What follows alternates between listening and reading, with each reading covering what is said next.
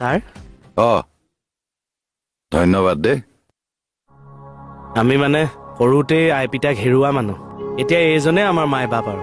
এই কি মাই বাপ কৈ থাকে কিয় মণিকে মোকে বুঢ়া বিয়া আপুনি পাতি দিয়া নাছিল জানো পাতি দিলো বুলি আপুনি চবৰ আগতে মাই বাপ বুলি কৈ ফুৰিব নেকি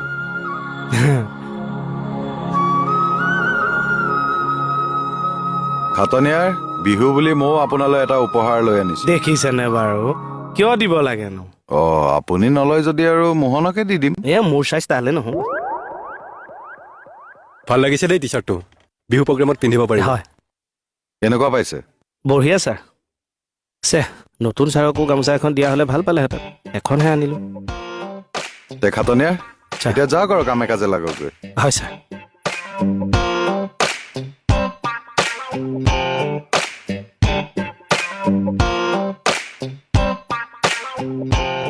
আৰে গামোচাখন কি হ'ল পাপতি শাহন ৰঙালী বিহু আৰু অসমীয়া নৱবৰ্ষৰ ওলগ জনালো ছাৰ ধন্যবাদ খাটনিয়াৰ আপোনাকো ওলগ জনালো বহুত বহুত ধন্যবাদ ছাৰ এই ওলগ ৰাইজৰ মৰম আশীৰ্বাদেই এইটো আমাৰ মূলধন আমাৰনো আৰু আছে কি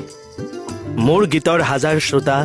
তোমাক নমস্কাৰ গীতৰ সভাত তুমিয়ে প্ৰধান অলংকাৰ বাহ বৰ ধুনীয়া কথা ক'লে দেই খাটনিয়াৰ ডক্টৰ ভূপেন হাজৰিকাদেৱৰ গীতৰ কথা মই অভিনয় কৰোঁ নহয় হয় নেকি হয় এটা সময়ত মই মঞ্চৰ টক্তা মেটাককে ভাঙি থৈছো আচ্ছা আপুনি ছেটৰ কাম কৰিছিলে নহয় কৃষ্ণ মই অভিনয় কৰিছিলো ৰবীন্দ্ৰ ভৱনত মোৰ সংলাপৰ এতিয়াও প্ৰতিধ্বনি হয় এবাৰ শুনিব কাৰেঙৰ লিগিৰি কৰিছিলো ৰবীন্দ্ৰ ভৱনত আচ্ছা খাটনিয়াৰ মই অকণমান বিজি আছো ফ্ৰী টাইম থাকিলে আমি ভালকে কথা পাতিম নিশ্চয় নিশ্চয় হৈছে আৰু দেই মোচা নাই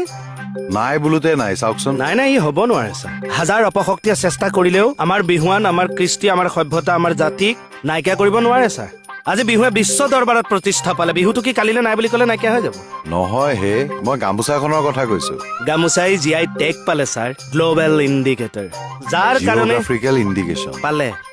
তাৰ পাছত কোনোবা অপশক্তি আমাৰ স্বাভিমানক নাইকিয়া কৰি দিব পাৰিব খাটনিয়াৰ মই আপুনি দিয়া গামোচাখন নাইকিয়া হোৱাৰ কথা কৈছো এইখন গামোচা আমাৰ শিপিনীয়ে নিজ হাতে বোৱা গামোচা ছাৰ জেগাৰ বস্তু জেগাত ওলাব লাগিব আগতে এই চৰিটো মাৰি লওকচোন